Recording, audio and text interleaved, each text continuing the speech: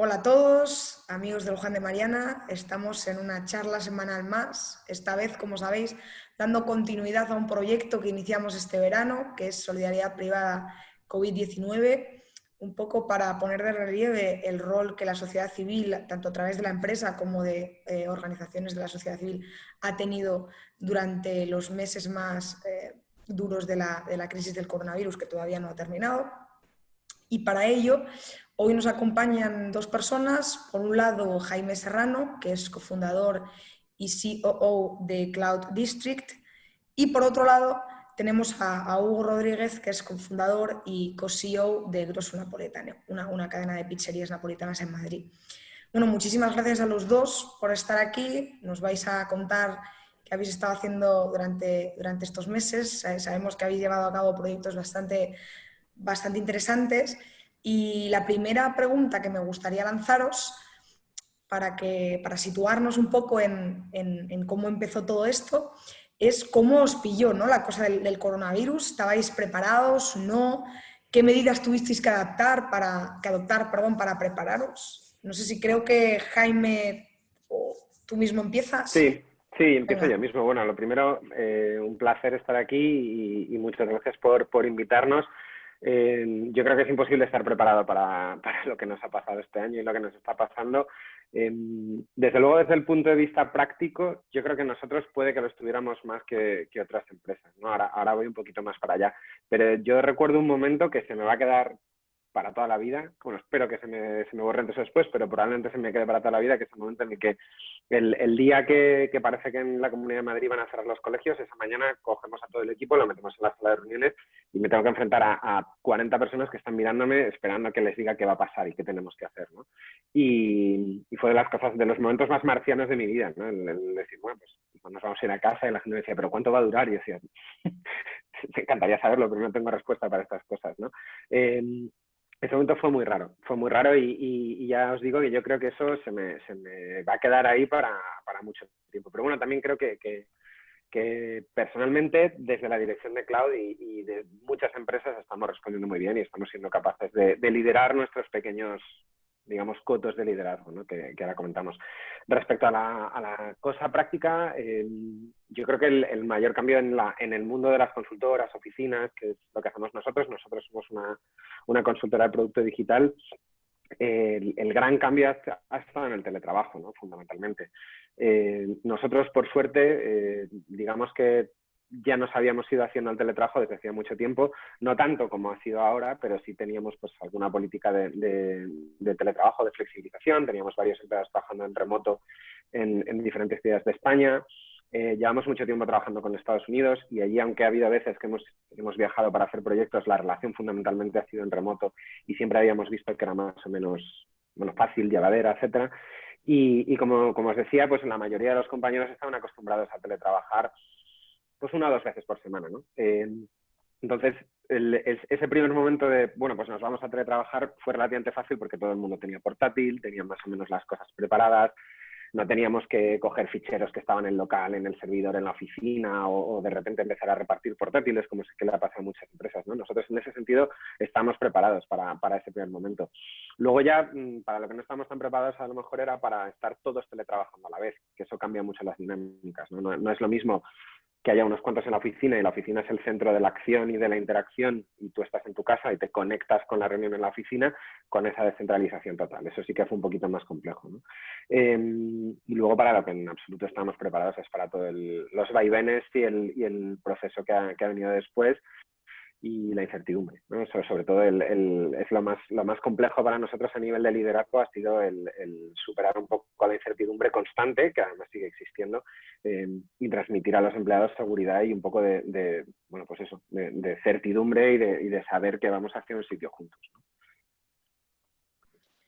¿Y tú, Hugo, cómo lo viste? Porque claro, tu negocio es totalmente distinto al sector de Jaime. Bueno, tiene algunas cosas en común.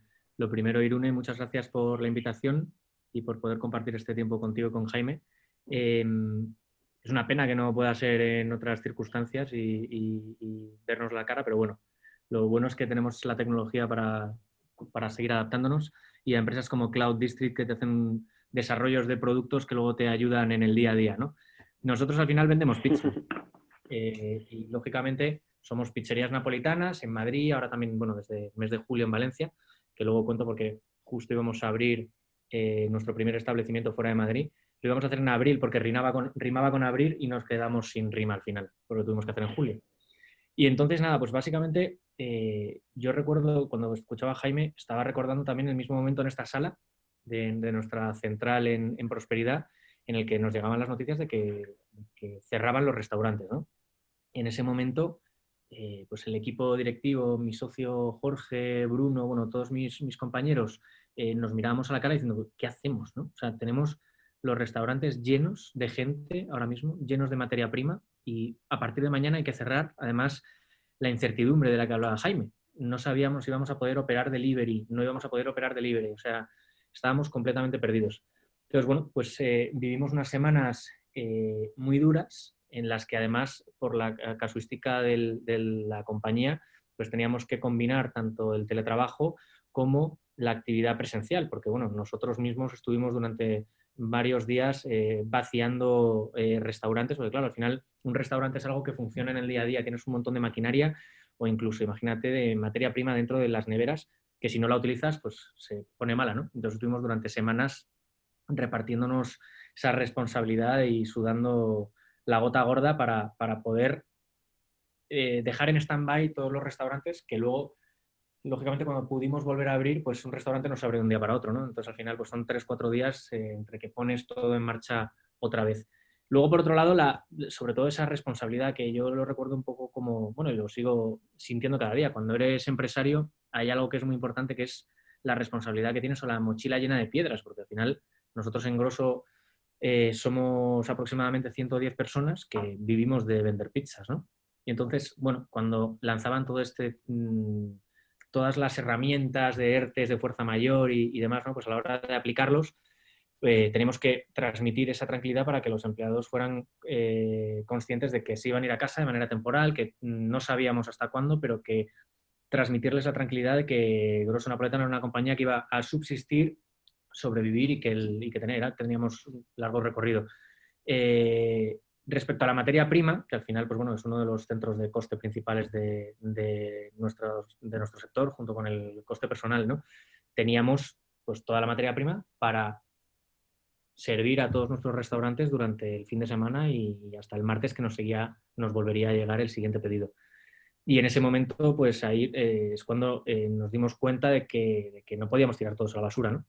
Y esto nos dio pie a desarrollar un proyecto que nació de simplemente esa necesidad de decir, oye, no podemos tirar esto, tenemos que ver cómo aportar nuestro granito de arena como empresa, y ya no como empresa, sino como personas. Al final yo creo que una compañía está formada por personas y tienes pues intrínsecamente pues una responsabilidad de cara a la sociedad. Y en ese momento pues nos salió un poco el desarrollar una iniciativa que empezó simplemente con un mensaje de WhatsApp a amigos y socios, porque, pues bueno, particularmente mi mujer tiene familia de médicos en Italia. Entonces nos llegaban, durante la semana anterior, nos estaban llegando noticias de que Italia estaba ya completamente colapsado y la situación dentro de los hospitales, sobre todo en el norte de Italia. Y entonces, pues bueno, asociamos un poco y dijimos, oye, pues es que esto está aquí. Empezamos a hablar con gente en hospitales y efectivamente estaban completamente desbordados. Entonces, pues ahí tomamos la decisión de aportar nuestro mejor hacer, que es hacer pizzas y enviarlas a los hospitales, al personal sanitario, ya no solamente para alimentarles, que efectivamente les alimentaba, ya que muchos o casi todos los restaurantes y cafeterías, tanto dentro de los hospitales como de los alrededores de los hospitales, se habían visto obligados a cerrar, como un mensaje emocional, ¿no? Que era lo más importante, yo creo, esa parte emocional de ese empujón que necesitaban en su momento. Sí, si quieres, cuéntanos un poquito más cómo se fraguó toda esta iniciativa, cómo decidís, dices que fue a través de un mensaje de WhatsApp, ¿no? Pero ¿cómo os organizáis y cómo empezáis a desarrollar todo el tema de Food Pues for Heroes? sí, o sea, esto fue, como no había nada preparado, pues cada día íbamos aprendiendo. En mi caso, además, yo estaba asustado ya unos días antes y el día 10 de marzo mi mujer con los niños se fueron fuera de Madrid, al campo, y yo me quedé solo, así que tenía todo el día para, en vez de tener que estar pensando y echando de menos a mi mujer y a los enanos, el intentar ayudar. Y básicamente pues empezamos, como te decía, mandamos un mensaje de WhatsApp en el que pues, decíamos que teníamos la intención de ayudar al personal sanitario y que si nos podían escribir al email de info@grosonapoletano.com, pues personal sanitario de diferentes hospitales de Madrid, queríamos hacerles entrega de pizzas. Y entonces, bueno, pues este mensaje se viralizó el sábado, creo que era sábado 14, o sea, el viernes 13 ya hicimos el primer envío y el sábado 14, bueno, nos despertamos con cientos de emails, cientos de mensajes en Instagram y se había viralizado tanto el mensaje como la primera entrega que hicimos ese viernes. Y entonces dijimos, oye, pues nada, vamos a continuar. Ese mismo sábado, al mediodía, hacíamos entregas en un par de hospitales y ya empezaban pues, los colegas del sector a unirse, ¿no? Entonces, pues, algo que no le habíamos puesto nombre, pues empezaron a unirse, recuerdo concretamente los chicos de Tierra Burritos, los chicos de Manolo Bakes, de Aloha Poké, al final amigos del sector que decían, oye, estáis haciendo esto, queremos ayudar y queremos participar.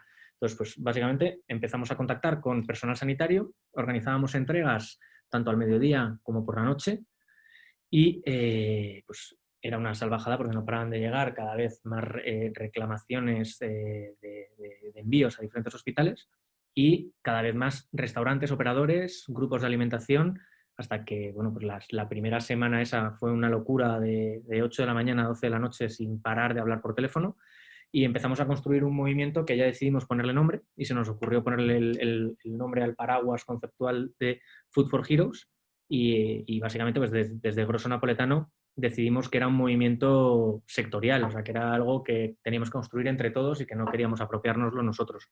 Y fue por eso el ponerle este nombre.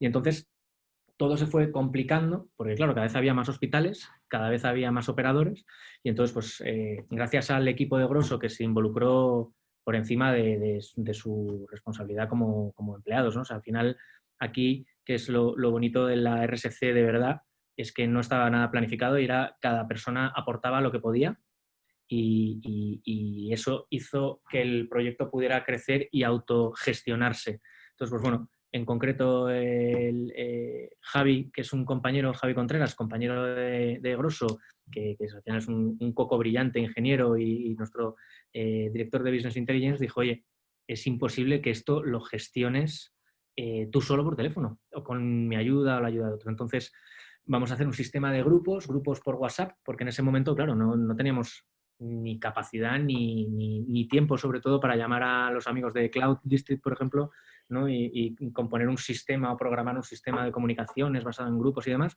Entonces, nos basamos en la tecnología existente y la que utilizan tanto los operadores, restaurantes, grupos de alimentación, como los médicos, los enfermeros y demás personal sanitario. Y entonces, nada, establecimos unos cuantos grupos divididos pues bueno, pues norte, sur, este, oeste y centro de Madrid. Cada grupo tenía responsabilidad de dar servicio. O sea, dentro de ese grupo había una selección de restaurantes y operadores y una selección de hospitales con diferentes representantes médicos de esos hospitales. Y en las descripciones de cada uno de estos grupos dejábamos clara cuál era el punto de recepción del producto, siempre era fuera de los hospitales y incidíamos mucho en que hubiera cero contacto, ¿no? Por no poner en peligro a ninguna de las partes. Aparte hicimos grupos en los que introdujimos a los diferentes operadores por sus zonas. Entonces estos operadores entre ellos se ponían de acuerdo para, pues por poneros un ejemplo, había un grupo en el que estaba Telepizza, Papa John's y Grosso Napoletano. Y entonces en ese momento, pues bueno, ahí no estábamos compitiendo en vender pizzas, sino que nos teníamos que organizar para que no enviáramos pizzas al mismo hospital en el mismo turno. Y nada, esto fue evolucionando y se fueron uniendo amigos y diferentes empresas que aportaban valor en la cadena. Entonces, pues bueno, desde la gente de Stuart, que nos ofrecieron cientos de servicios de envíos gratuitos, hasta que de repente un día cojo el teléfono y me habla un tal Juanma Serrano, que yo no sabía quién era, y me dice, soy el presidente de Correos, hemos leído sobre vuestra iniciativa y queremos ayudaros, hasta el director de comunicación de Coca-Cola, junto conmigo remangándose y empujando como el que más, hasta pues, gente el restaurante más pequeño y que peor lo puede estar pasando en el que pues, recuerdo, por ejemplo, 2 personas que habían llegado de Venezuela 6 meses antes, habían invertido todo lo que tenían en un restaurante y estaban en una situación en la que a lo mejor perdían todo, ¿no? O mensajes por Instagram de un repartidor de una plataforma de envío de comidas que estaba en su casa, pero que estaba en su casa por responsabilidad social, porque sabía que tenía que estar en casa y no trabajar y demás, pero que nos había conocido y que quería colaborar poniendo su bicicleta y sus pedales, ¿no?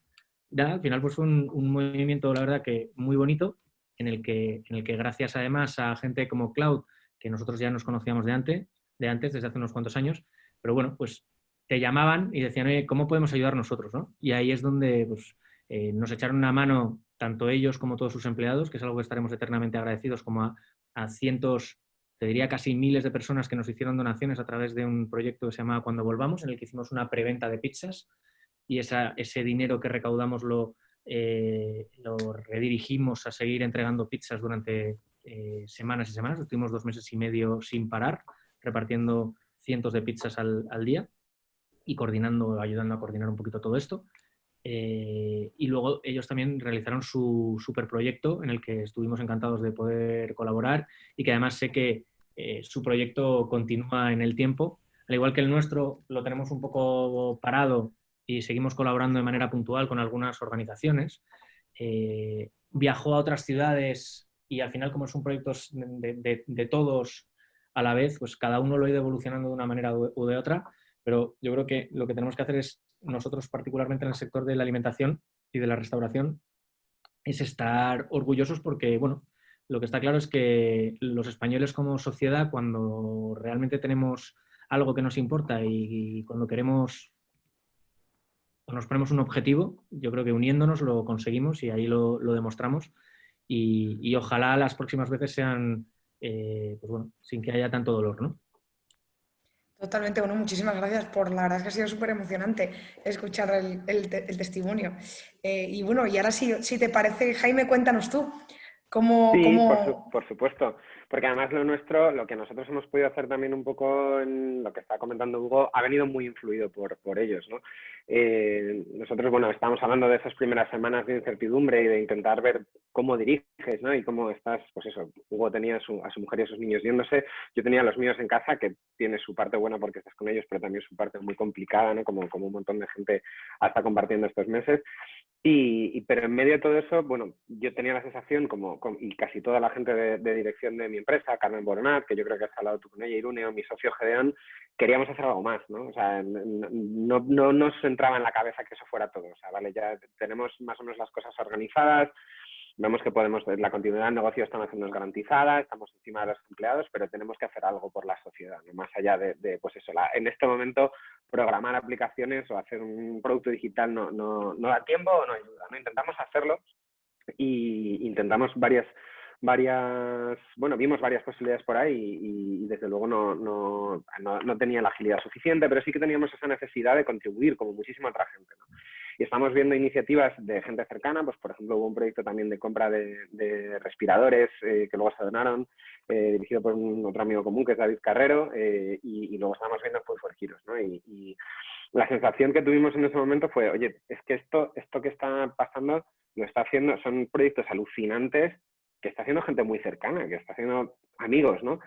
Si ellos pueden, nosotros tenemos que poder también. Entonces, un poco aprovechamos esa fuerza o esa energía que nos daba ver lo que estaban organizando en Food for Heroes por dos lados, ¿no? Primero, uno fue totalmente orgánico, porque salió de los empleados, y además fue independiente porque salió de ellos sin saber la relación que teníamos, digamos, a nivel de dirección, de cercanía con Grosso. Sí que conocían Grosso porque algunas, pues bueno, en cuanto tenemos un evento de empresa vamos a comer pizzas, pero me salió de los empleados, ¿no? O sea, de repente un día me contacta un empleado y me propone organizar una donación entre todos los empleados a estos Food for Heroes, que como son los de Grosso, y desde dirección dijimos, esta iniciativa la tenemos que aprovechar. Entonces hablé con Hugo, le dije cómo os podemos ayudar, tal, y nada, al final hicimos una colecta, la empresa aportó una parte, los miembros del comité, o sea, del equipo directivo otra, y luego todos los empleados, el que quiso contribuyó, e hicimos esa donación, que bueno, Hugo sí que me dijo que quería que se convirtiese en algo que luego pudiéramos ejecutar, y tenemos ahí todavía un montón de pizzas, que de hecho Hugo tenemos que hablar sobre esas pizzas en algún momento. porque las queríamos consumir, pero luego, bueno, no siempre se puede. Y encantados de esa ayuda, pero íbamos encantados de luego haber podido seguir haciendo cosas con ellos y de seguir trabajando con Grosso, que Pero, nos Jaime, encanta como restaurante y como filosofía. Dime. Jaime, perdona, que no habéis consumido las pizzas porque no engordan, eso lo sabéis, ¿no? Lo sabemos, pero estamos esperando la vuelta de septiembre, que queríamos volver todos a la oficina y luego pasó pues todo lo de septiembre. Va a estar complicado. Así que hablamos a ver cómo le podemos dar forma. Sí, porque bueno, lo que queríamos era hacerlo juntos, ¿no? Aprovechar para juntarnos en un Grosso como hacíamos antes, ¿no? Como hacíamos en las cenas de Navidad, en las cenas de empresa, pero lo comentamos. Siento decirlo en público con este nivel de presión. La otra parte que decía es que supimos canalizar esa energía en llevar a cabo un proyecto que al principio nos parecía un poco loco y luego solo era ambicioso, que fue Data for Hope, que fue un evento que organizamos, un evento online de 3 días. Hicimos, fundamentalmente era un primer día en el que tuvieron lugar un montón de grupos en directo y luego se hizo un poco de hackathon durante los 2 días siguientes. Esto fue en abril, la cosa está mucho más reciente de lo que recuerdo ahora que estaba, pero estábamos todos muy recientes y yo creo que no estamos tan acostumbrados al Zoom y organizamos un evento con cerca de 200 participantes, con muchas empresas, invitamos a médicos, a epidemiólogos, a compañeros de startups o del sector empresarial, por supuesto a los amigos de Grosso. También conseguimos que viniera gente de las administraciones públicas, incluso del gobierno. Y la idea de Data for Hope era simplemente buscar una forma de un sitio en el que poder colaborar para encontrar soluciones optimistas a la crisis a través de los datos, ¿no? En ese momento fue justo antes de que, pues, por ejemplo, se empezaran a levantar la mano tanto sobre la mala información lo mal construidos que están los datos, ¿no? Y que no coinciden nunca, etcétera, ¿no? Yo en este contexto fue cuando oí hablar por primera vez de desescalada, de fases. O sea, a mí personalmente me vino súper bien porque luego me sirvió para entender todo lo que ha ido pasando y a través de eso intentábamos aportar soluciones concretas a retos concretos, ¿no? Retos de movilidad, retos de intentar también proponer soluciones para cómo afrontar la pandemia en África o en LATAM o soluciones ciudadanas, ¿no? Y salieron unos grupos de trabajo muy interesantes y luego lo que hemos tenido la suerte es de poder convertir aquello que fue un evento en un proyecto mucho más continuado y de largo recorrido que nos está sirviendo para contactar a empresas a las que podemos intentar ayudar con este grupo de expertos en el que nos hemos movido, ¿no? Y con el que gracias a Data for Hope hemos tenido contacto con Alfo García Sastre o con epidemiólogos que están saliendo las noticias todos los días y hemos estado trabajando con ellos para construir o intentar construir productos que pueden ayudar a las empresas a tomar mejores decisiones sobre la pandemia, ¿no? O simplemente ayudarles a manejar su información o sus datos o lo que sea de otra manera. Esto lo estamos haciendo también como un proyecto simplemente, digamos, sin ánimo de lucro y lo estamos ofreciendo como colaboración en las empresas. Hicimos pues no recuerdo si fue antes de verano, yo creo que tuvo que ser en torno a junio o julio. Lanzamos un proyecto con la Federación Española de Fútbol que se llama FoodCoff, que se puede consultar en foodcoff.com. Nosotros tenemos mucha experiencia haciendo proyectos de tecnología para diferentes deportes. Hemos trabajado con la Liga y con la ACB durante mucho tiempo. Y bueno, teníamos este contacto con ellos y lanzamos FoodCoff, que es una herramienta de autodiagnóstico enfocada al mundo del fútbol, pero en realidad se puede utilizar por parte de cualquiera y era una herramienta que la Federación quería poner a disposición de los federados, sobre todo de los jugadores de tercera división y categorías inferiores que no tienen la capacidad de a lo mejor ir a hacerse un test o de hacerse una PCR antes de poder saber si pueden ir a entrenar o ir a jugar un partido, ¿no? Era un poco también para fomentar un poco la autorresponsabilidad y el autodiagnóstico. Hemos lanzado otros proyectos, otro que se llama Data for You, que también estamos actualizándolo, que depende mucho de los datos, ¿no? Que también se basaba en zonas básicas de salud y fue otro concepto que gracias a Data for Hope yo pude conocer meses antes de que de repente se hiciese famoso, ¿no? Ahora en Madrid estamos organizados por zonas básicas de salud de cara a los confinamientos y hay mucha gente a la que ese concepto le pilló de nuevas. A mí ya me pilló de nuevas en su momento cuando estábamos montando este proyecto, o sea que ahora lo conocía. Y es un poco por donde estamos un poco teniendo el compromiso por nuestra parte, ¿no? De colaborar con el ecosistema, con otras empresas y la verdad es que veo difícil separar el origen de eso del ejemplo que vimos en Congreso en Food for Heroes. Por supuesto, también es discutible. Hemos tenido compañeros de viaje y hemos organizado Data for Hope con otras empresas, también gracias al empuje de mi compañera Carmen y de Patricia. Habría sido imposible sin ellas, pero yo creo que gran parte de esa energía la vimos en Food for Heroes y fue un poco la espoleta, ¿no? Para lanzarnos y decir, oye, que se puede realmente tener un impacto y ayudar al cambio en estas circunstancias. Si os parece, dejaré en la descripción del vídeo, cuando lo tengamos en YouTube, algunos de estos enlaces de las cosas que me habéis comentado para que la gente pueda informarse. Y antes así de pasar como al último bloque, sí que me gustaría haceros una pregunta más, y es cómo visteis que se recibió, sobre todo de aquellas personas, ¿no?, que fueron las directamente impactadas por vuestros proyectos, por los que nos estabais comentando, de hecho, ahora mismo. Sí, O sea, sí. ¿cuál fue el feedback, ¿no?, que recibisteis? Sí, o sea, yo tengo marcado en la memoria este sábado 14 de marzo, creo recordar que era, y era el segundo envío que realizamos de pizzas en el Gregorio Marañón. Y entonces, pues nada, escribíamos a los contactos que teníamos y entonces empezaron a salir. Y salían pues con las EPIs, que te impactaba mucho porque ahora ya forma parte de nuestra vida, ¿no? Igual que las mascarillas y demás, pero ese día, pues yo recuerdo ese momento de estar en las escaleras y bajaban unos cuantos y uno de ellos, pues nada, básicamente era como que se levantaba las gafas para recoger las pizzas y me miraba y lloraba. Y entonces ahí fue un poco un chute de adrenalina de decir, joder, estamos impactando, estamos ayudándoles, O sea, yo creo que era un poco un punto en el que entendíamos lo que tenían que estar viviendo ahí dentro, ¿no? Que ha tenido que ser horroroso, seguro que sigue siendo. Y luego, a mí sí que me gustaría animarle a Jaime, que al final, pues, el proyecto que tienen ellos entre manos tiene una cierta continuidad que creo que es interesantísimo. Que hay muchas veces que es mucho más fácil y bonito el enviar una pizza, ¿no? Pero todo este trabajo que hacen con los datos, que hay muchas veces que son la gran clave para entender y que es tan vital que haya alguien que nos los haga entender de una manera transparente, que yo les animaría a que sigan construyéndolo porque a mí me parece interesantísimo. Nosotros tuvimos que dejar en stand-by el proyecto de manera particular, pero porque estamos en una circunstancia que también, pues ahora nos tenemos que ayudar a nosotros mismos y sobre todo a nuestros empleados, ¿no? Al final, nuestro sector está sufriendo de los que más, ¿no? O sea, bueno, hay gente peor, como son los hoteles o los negocios nocturnos y las copas y demás, pero dentro de lo que estamos viviendo, pues bueno, tenemos que seguir peleando ahora por nosotros y agradecemos muchísimo a toda esa gente que viene a tomar una pizza o a canjear sus vales de cuando volvamos, como va a hacer Jaime y todo su equipo.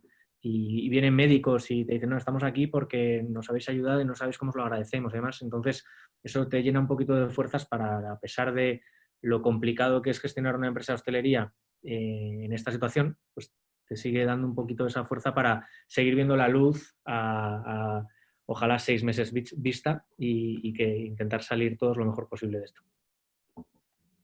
Yo tengo un muy buen amigo que es médico, es anestesista en el Gregorio Marañón y conoció Food for Heroes desde los primeros días y yo creo que eso fue un poco lo que me permitió liarle para que participase con nosotros en Data for Hope. Y fue una cosa que además a mí me hizo mucha ilusión porque es muy buen amigo y nunca vamos a poder trabajar juntos, un médico y un consultor de tecnología. Y sin embargo, esa vez pudimos y nos gustó mucho. Data for Hope, como bien dice Hugo, estamos teniendo la suerte de poder darle continuidad. Claro, ya estamos todos más maduros en cuanto al tratamiento de datos. Las primeras veces que hablábamos de esto en los primeros workshops que hicimos, contábamos algunas cosas o poníamos algunas cosas encima de la mesa, pues lo que os decía, ¿no? Que si las fases de la desescalada, ahora mismo todo el mundo habla de fases ya en su vida cotidiana, ¿no? Incluso con tus hijos sin darte cuenta, les dices, bueno, no, fase 2 o no sé qué. Eso ha pasado a ser parte del acervo popular, ¿no? Pero nos ayudó a descubrir muchas de esas cosas en su momento y yo creo que todavía queda mucho impacto por el que podemos tener con este proyecto, pero no lo podemos hacer solos, ¿no? O sea, nos encontramos muchas veces queremos a lo mejor lanzar esta herramienta Data4You, nos encantaría poder lanzarla con datos de toda España, pero estamos persiguiendo un objetivo en movimiento, porque en cuanto conseguimos incorporar los datos de una ciudad, pasamos a la siguiente y de repente han cambiado los de la anterior, ¿no? Esto es una cosa que nos está ocurriendo. Sí, teníamos los de Madrid, luego nos venimos a Barcelona y los de Madrid los cambiaron. Entonces estamos teniendo que luchar por mantenerlos al día, cuando lo que nos encantaría es poder añadir nuevas ciudades y nuevas zonas, provincias, autonomías o lo que fuese, porque la idea sería poder mapear todo el territorio español para poder medir el riesgo de los desplazamientos, ¿no? Que es la idea. Igual que en la herramienta de autodiagnóstico, estamos colaborando con una empresa que nos cede el análisis bayesiano de los datos, que se llama Bayesian Lab, en la que le estamos muy agradecidos y con la que hemos construido el producto juntos, pero también a nosotros nos gustaría poder llevar ese producto más allá, ¿no? Si os metéis en foodcorp.com, veréis que es una herramienta de autoevaluación. Es sencilla, o sea, te permite hacer una autoevaluación, pero hay muchísimos más criterios que se podrían incluir, ¿no? Entonces estamos también nosotros buscando formas de sacar adelante los proyectos y de crear nuevos proyectos, incluso de juntarlos, ¿por qué no? Porque realmente al final todo va al mismo camino, que es una toma de decisiones o una serie de herramientas que todas las empresas necesitamos parecidas, ¿no? ¿Qué hacemos? Nosotros acabamos de volver a la oficina esta semana, por ejemplo, en Cloud District. Hemos tardado mucho. O sea, tenemos la oficina preparada desde hace mucho tiempo y no sabíamos, porque, claro, la situación avanza, retrocede. Los compañeros del equipo, algunos quieren ir, otros no quieren. Unos están deseando salir de su casa, otros no quieren que les saquen ni con calzador, ¿no? Entonces, cuanta más información tengamos las empresas para tomar decisiones y los ciudadanos particulares también, ¿no? Hay mucha gente que es, ¿qué hago? ¿Voy a ver a mi abuela? ¿Me cruzo a Madrid para ver a mi abuela? ¿Es seguro? O sea, yo estoy en una zona que ya... En fin, todo eso son herramientas de decisión que desde Data for Hope podemos intentar ayudar, ¿no? Y hay otro componente que también estamos llevando ahora, que es llevarlo hacia comunidad, que es un poco lo mismo que hicisteis vosotros, Hugo, en Food for Heroes, que fue, digamos, soltarlo, ¿no? Es decir, esto es una cosa que está aquí, está viva y está para todo el que quiere incorporarse, y es lo que también estamos intentando hacer con Data for Hope, que se incorporen epidemiólogos, que se incorporen otras propuestas para intentar llevar el proyecto más allá, ¿no? Porque nosotros estamos encantados de empujarlo, pero al final también, pues eso, tenemos lo nuestro, ¿no? Y siempre se va a llegar a más, entre más gente. Jaime, estaba pensando que yo creo que hay una duda que tiene todo el mundo, ya no solamente en el ámbito empresarial, sino en tu casa, ¿no? Que es, ¿por qué no hacéis un agregador de datos simplemente que sea como la página del tiempo, pero que sea qué se puede hacer hoy.com? Y entonces, con eso ya se identifica, se puede salir de casa, no de casa, puede salir de comunidad, hasta qué hora puedes reservar. Claro, pero depende de dónde estés. Tenemos que, con geolocalización, ¿no? Lo vemos, luego lo comentamos. Hay que verlo, macho, porque la gente está perdida ya. No, pero por ejemplo, esto es una cosa que la información que tenga la gente afecta al negocio de Hugo. O sea, yo no sé si yo puedo salir a cenar y en Madrid ahora mismo no está muy claro. ¿De tu comunidad autónoma ahora mismo o no? No lo sé. Yo hoy he presenciado una discusión en dos personas que tenían información contradictoria y las dos personas tenían mucha información. He publicado ayer y dice claramente que no se puede salir de tu comunidad autónoma, exceptuando pues, causas de fuerza mayor, pero tengo pues, un compañero que dice que no, que sí que se puede.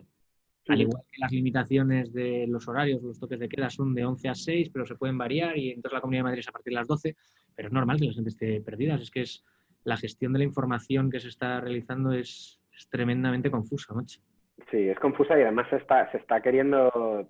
No se está queriendo liberar, que es un poco también lo que queríamos en Data for Hope, ¿no? En Data for Hope es, como os decía, es un proyecto que tiende a la descentralización y a la apertura de datos. Y hay muchos otros países en los que los datos se han abierto desde el primer día para que los expertos en Big Data o en aplicaciones o lo que sea puedan hacer cosas con ellos, ¿no? Y en España hemos llegado tarde. Hemos llegado tarde con la app de Radar COVID, que ya llegaba tarde. Hemos llegado tarde con los pocos datos que se han abierto.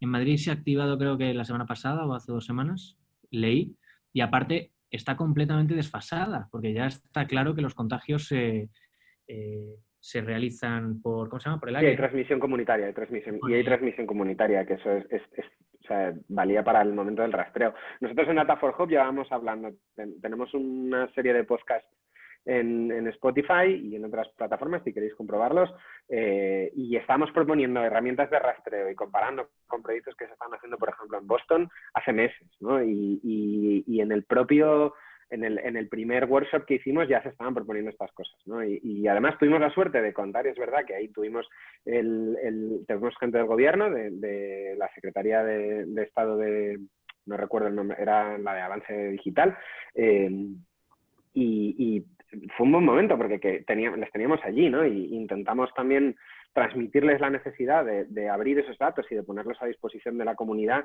y bueno, nos prometieron que harían todo el esfuerzo y yo sé que, vamos, estoy seguro que lo están haciendo, pero está claro que siempre se podría hacer más en ese sentido en cuanto a datos, ¿no? No quiero usar la palabra vergonzoso, pero es una pena que no haya un modelo de datos unificado en España para que todos los datos sean iguales. Luego lo lees en el periódico y dices, no, es que las muertes no se contabilizan igual en Cataluña que en Madrid. No tiene ningún sentido. Esto da la mano un poco con el tema de responsabilidad social corporativa, ¿no? Que, o sea, al final, al igual que tú contactas con entidades públicas, les ofreces tu ayuda o incluso ellos te la piden a ti, nosotros en su momento nos dimos cuenta, en lo peor de la crisis, nos contactaban de la Comunidad de Madrid y nos contactaban del Ayuntamiento de Madrid concejales directamente pidiéndonos ayuda, porque estaban completamente desbordados y no tenían capacidad de reacción para ayudar y dar de comer y enviar comidas a sectores desfavorecidos y demás. Entonces, yo creo que esa parte en la que siempre analizamos, ¿no? Sobre la RSC y cuál es la responsabilidad social de las empresas en la sociedad, es que, joder, por una vez por todas ha sido de una manera como lo más práctica posible, ¿no? En la que nos hemos tirado para adelante para intentar ayudar con la mejor de las intenciones. Incluso las entidades públicas se han visto obligadas a tener que tirar de nosotros, ¿no? Yo creo que eso es un poco, vamos, que lo dice todo, ¿no? Sí, precisamente sobre eso os quería preguntar en este último bloque. ¿Cuál es vuestra opinión? O sea, ¿cuál creéis que debe ser? O no tanto, yo entiendo que a veces como dar lecciones a los demás es complicado, pero bueno, sí, ¿cómo veis vosotros el tema del papel de la empresa en situaciones, pues, por ejemplo, como crisis como la que hemos vivido o incluso como la que se vivió en 2008 y demás? Y también cómo liga esto, ¿no? Con la parte de responsabilidad social corporativa. No sé si ya que estabas tú hablando, Hugo, ¿quieres continuar o...? Como queráis, o sea, yo creo que al final hay cierta responsabilidad, no es que haya cierta responsabilidad, es que forma parte del engranaje social. Al final las compañías están formadas por personas y como personas somos pues entes sociales que forman parte de una civilización y hay muchas veces que perdemos el sentido de la cabeza y nos dedicamos a rellenar nuestro puesto en LinkedIn y a intentar aparentar en redes sociales y estos sopapos pues de alguna forma te abren los ojos y identificas cuál es tu posición, ¿no? Entonces, pues lo que decíamos antes y lo mismo que decía Jaime, cada persona en estas situaciones apoya tanto a través suyo como a través de las empresas en las que participan y trabajan para intentar aportar a la sociedad. Así que, efectivamente, yo, que aparte soy muy marquista y vengo de construir marcas, para mí las personas, se habla un poco siempre del brand persona, ¿no? Que es un poco el arquetipo que podría ser una empresa, qué persona podría ser y cómo sería esa persona. Entonces, pues bueno, yo veo siempre las empresas como personas que tienen esa responsabilidad de formar parte de una sociedad, que tienen carácter y que tienen que hablar y comunicarse con el resto de la sociedad para que la sociedad funcione. Entonces, sí, lógicamente, tienen esa responsabilidad que aparte, como os decía, perdón, que perdía el hilo, va muy de la mano con la responsabilidad de generar empleo, ¿no? Y de tener pues muchas familias que dependen de la propia actividad comercial de la compañía. Entonces, pues, por ejemplo, las situaciones que hemos vivido con el ERTE de gente, yo sigo teniendo empleados que no les han llegado todavía las primeras ayudas desde el mes de marzo del ERTE. Eso yo creo que es algo que no podemos permitir. Y luego, pues el estar orgulloso de que nosotros como compañía decidimos el arriesgarnos al máximo y en el mes de julio sacar a todo el 100% de nuestra compañía, de nuestros empleados del ERTE, porque éramos conscientes de que si todos nos esforzábamos al máximo, pues podíamos no ganar dinero, no perder dinero, empatar, pero que la gente en vez de estar cobrando 700 euros, pues estuviera cobrando su salario. Y la verdad que estamos muy contentos y muy orgullosos de todo el equipo, de cómo nos hemos esforzado y cómo hemos apretado para para poder estar todos en la situación en la que estamos actualmente y que ojalá podamos encontrar un equilibrio. O sea, yo creo que lo oímos mucho, ¿no? Si cerramos nos vamos al garete. O sea, yo creo que tenemos que encontrar un equilibrio. Hay que cerrar lo que se tenga que cerrar para que los servicios sanitarios puedan seguir funcionando pues al máximo, pero sin colapsar. Y hay que encontrar el equilibrio para que el desarrollo de la actividad económica pues mantenga a esas personas con trabajo, porque es que si no, se van a morir de hambre, ¿no? Entonces, pues bueno, intentemos encontrar ese equilibrio, que dónde está, no, ni idea, pero seguro que entre todos trabajando de la mejor manera lo encontraremos. Yo, en la línea de lo que decía Hugo, nosotros no hemos, bueno, se ha hablado mucho, ¿no?, de que el sector de la tecnología incluso está viviendo un momento de oro y que es el gran beneficiado y tal. A nosotros nos ha costado, o sea, ha sido un año difícil en ese sentido. Por suerte, bueno, nosotros no hemos tenido que hacer un ERTE, y digo tenido que porque yo siempre me lo he planteado como una cosa que tendría que ser una necesidad.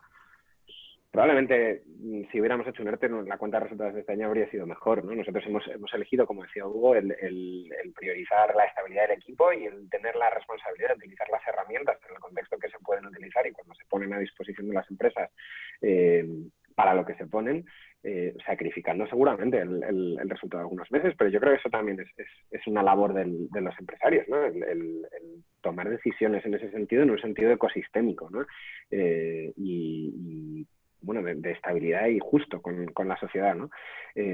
Para nosotros la relación con nuestros empleados es lo primero. Antes, o sea, está, bueno, obviamente a la vez que los clientes, porque no son los que nos dan de comer, pero estoy de acuerdo con Hugo en que es el primer nivel de responsabilidad que tienen las empresas con sus empleados, ¿no? Y con las familias de los empleados y con todo el entorno. Ahora se está viendo también que las empresas tienen otras responsabilidades, ¿no? Por ejemplo, con los bares y los negocios de la zona en los que tienes la oficina, ¿no? Si nadie vuelve a las oficinas, las cafeterías de las oficinas nunca, de las zonas de oficinas van a cerrar porque no van a tener desayunos ni menús del día que dar, ¿no? Esto es un nivel de RSC que también creo que tenemos que valorar. En cualquier caso, yo creo que la RSC es difícil. Hay muchas pymes que no la ven como un tema suyo. O sea, se ve un poco como tema de gran empresa, las empresas cotizadas, como, bueno, que ya que se ocupen los grandes, ¿no? Que sea Iberdrola la que decide qué RFC hace con sus proveedores o si utiliza proveedores limpios o verdes o lo que sea. Y además es más difícil todavía verlo en el contexto de una crisis, cuando estás luchando por sobrevivir, ¿no? Pero yo creo que precisamente, como decía Hugo, estoy totalmente de acuerdo en que las empresas tienen carácter, tienen personalidad y en gran medida son las de sus empresarios o sus líderes, ¿no? Y que hay una dirección, o sea, una relación bidireccional en ese sentido, ¿no? El carácter de la empresa se te pega como líder y viceversa. Entonces, yo creo que en este contexto se trata de lo orgulloso que quieres estar de las cosas que haces. Por supuesto, si puedes, ¿no? Porque lo primero que tienes que hacer es pensar en sobrevivir, pero una vez que la empresa sobrevive, está garantizada la continuidad, etcétera, el cómo quieres estar de orgulloso respecto a lo que has hecho con tus empleados, con tu equipo, con tu ciudad, con tu sector, con tus amigos, con las empresas cercanas. Eso es el primer nivel de responsabilidad que tiene que tener una empresa, ¿no? Y es una cosa que se ve mucho más cerca que cuando empiezas a pensar, pues eso, en grandes niveles de RSC, pues eso, tipo el de las empresas cotizadas, ¿no? En cualquier caso, yo creo que tenemos el ejemplo de Hugo y el mío, tanto con Food for Heroes como con Data for Hope, que para mí la enseñanza es esa, es una cosa que está muy al alcance de la mano, solo hay que hacerlo. Y se puede, ¿no? Hay que querer hacerlo y se puede hacer. Pues no sé si a alguno de los dos os gustaría hacer como una reflexión final. Bueno, yo sé que Jaime acabas tú mismo de hacer como una reflexión final. No sé si Hugo te gustaría añadir alguna cosa más o lo dejamos aquí y emplazamos a la gente a que nos mande sus mensajes. Dime, Hugo. De complementar lo que decía Jaime, al final es muy importante el mantener vivo el ecosistema, consumir y consumir como lo hacíamos antes o desde casa o lo que sea, pero consumir, porque si no, pues al final se acabará paralizando toda la economía y sufriremos muchísimo más. O sea que vamos, no puedo estar más de acuerdo con lo que decía Jaime y nada, ya por terminar, agradeceros otra vez este ratito y esta charla por la tarde y la siguiente ojalá con pizza, cervecitas y dándonos abrazos. Hombre, eso sería fantástico y yo ya te digo que vamos, que en cuanto nos dejen, Eso está hecho. Yo me tengo que pasar un día por Grosso Napoleta, ¿no? Eso queda ahí el compromiso. Tenemos que montar una reunioncilla de equipo allá en alguno de los restaurantes, para lo que tú decías, ¿no? Para incentivar el consumo. Dentro de poco, sí. Bueno, muchísimas gracias a los dos. Ha sido muy interesante y muy inspirador contar con vuestros, con lo que nos habéis contado, sobre todo porque al final nosotros durante estos meses hemos estado un poco trabajando en la recopilación de iniciativas como la vuestra. Entonces, de alguna forma, hemos pasado de verlo en un Excel a través de las noticias de los medios de comunicación, de las webs de las empresas y tal, a que nos lo contéis vosotros. Entonces, eso es, la verdad, sí es muy interesante. Y nada, y ya solo me queda agradecer a los que nos vean cuando el vídeo salga publicado, que nos dejen sus comentarios, que nos sigan, que os sigan a vosotros y que si les apetece, pues colaboren con los proyectos que se están llevando a cabo. Claro, sí, genial. Muchas gracias. Un abrazo fuerte. Muchas gracias, Irune. Un abrazo.